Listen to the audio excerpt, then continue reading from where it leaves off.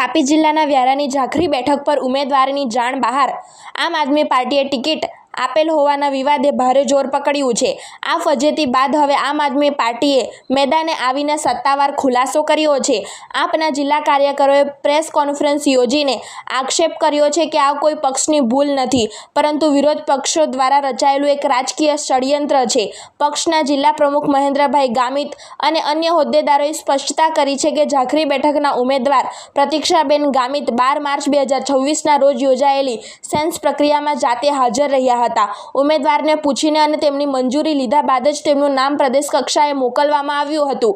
આવી જ રીતે ઉમરવાવ દૂર બેઠક પર આશાબેન ચૌધરી વતી તેમના પતિ ભરતભાઈએ સેન્સ પ્રક્રિયામાં ભાગ લીધો હતો અને સંમતિ આપી હતી.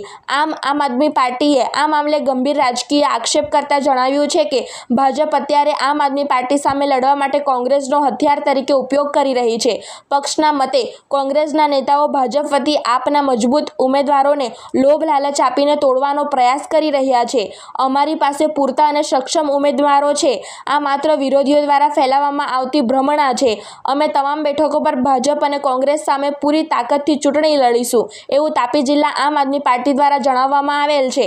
એક તરફ ઉમેદવાર મીડિયા સામે આવીને ના પાડે છે, જ્યારે બીજી તરફ પક્ષ પુરાવા સાથે દાવો કરે છે કે તેઓ પ્રક્રિયામાં સામેલ હતા. આ વિરોધાભાસી સ્થિતિએ તાપીના રાજકારણને વધુ ગરમાવ્યું છે. હવે જોવાનું એ રહેશે કે આમ આદમી પાર્ટીની આ બેઠકો પર નવા ચહેરા ઉતરશે કે પછી આ રાજકીય લડાઈ આગળ ચાલુ જ રહેશે.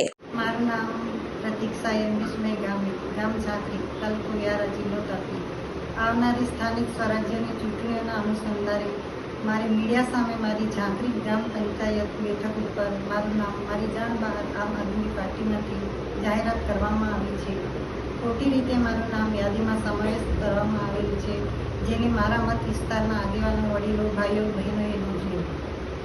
જય હિન્દ, જય ભારત. મિત્રો, આમ આદમી પાર્ટી તાપી જિલ્લા દ્વારા અમે પ્રેસ કોન્ફરન્સથી જાહેર કરીએ છીએ કે કરંજવેલ સીટ પર ઝાખરી તાલુકાના અંદર જે અમારા ઉમેદવાર હતા પ્રતીક્ષાબેન યરમેશભાઈ ગામિત, કે જેઓ હાલ કોંગ્રેસમાં જોડાયા છે અને ત્યાંથી એમણે જે જાહેર નિવેદન આપ્યું છે કે અમોના નામ જેમને જાણ કર્યા વગર આમ આદમી પાર્ટીમાંથી ઉલ્લેખ કરવામાં આવ્યો છે, પરંતુ તે તદ્દન ખોટું છે.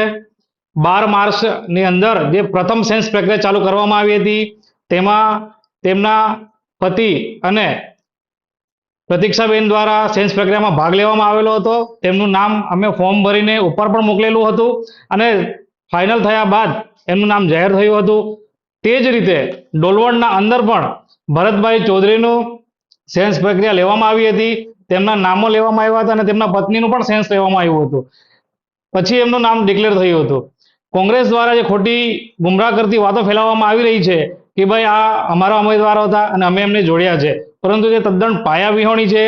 કોંગ્રેસ ભાજપને હથિયાર બનીને મેદાનમાં આવી છે, ભાજપ તરફી એ કામ કરી રહી છે અને આમ આદમી પાર્ટીના ઉમેદવારોને તોડી રહી છે, પરંતુ આમ આદમી પાર્ટી હારવાની નથી. આમ આદમી પાર્ટી પાસે જોઈએ તેટલા ઉમેદવારો છે અને એનું બીજું લિસ્ટ જે જાહેર થશે તેના અંદર અમે અમારા ઉમેદવારોને ફરી પાછા જાહેર કરશું. અને કોંગ્રેસને અમે કહેવા માંગીએ છીએ કે તમે ભાજપની આડકતરી રીતે મદદ કરી રહ્યા છો. તમે ભાજપ સામે લડવાના બદલે આમ આદમી પાર્ટી સામે લડી રહ્યા છો, પરંતુ જનતા તમને આ ચૂંટણીમાં બતાવી દેશે.